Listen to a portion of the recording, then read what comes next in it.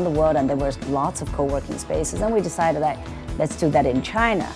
Now we have all over Beijing and Shanghai 18 centers like this. Meet Zhang Xin, China's glamorous self-made billionaire. Here is the story of a nation. From the poverty of Mao's communist rule, she fought her way to become one of the country's top entrepreneurs. Today, her company is synonymous with exclusive, cutting-edge real estate. Her skyscrapers are designed by the world's leading architects. I was born during Cultural Revolution, when China was a socialist state, and literally no one had anything.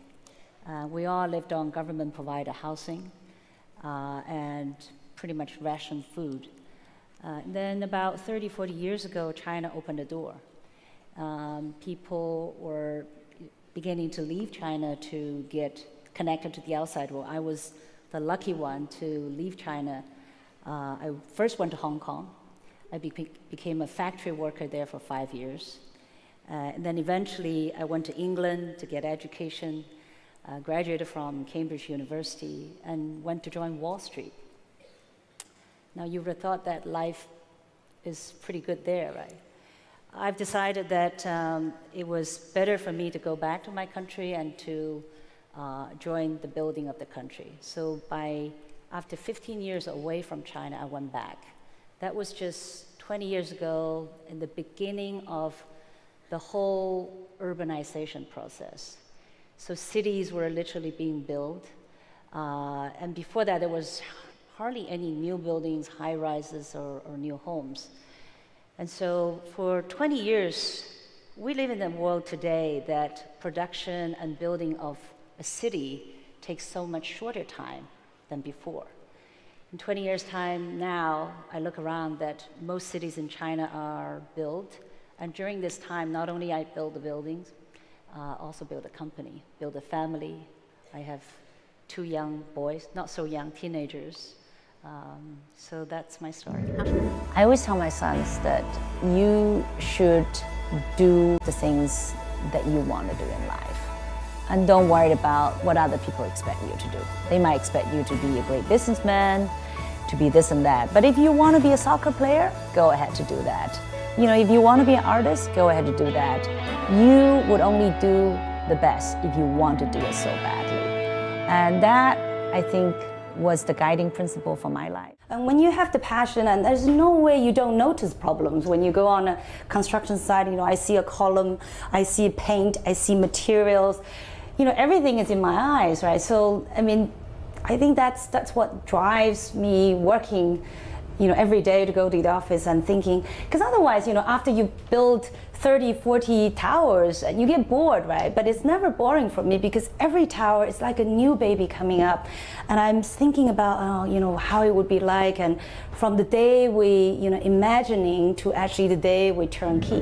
We're SOHO China. We're very much focused in China. We're only in Beijing, only in Shanghai. We're the largest office developer. You know, for me, a day is like there's some moments in the office having meetings, some moments on the construction sites with my hard hat.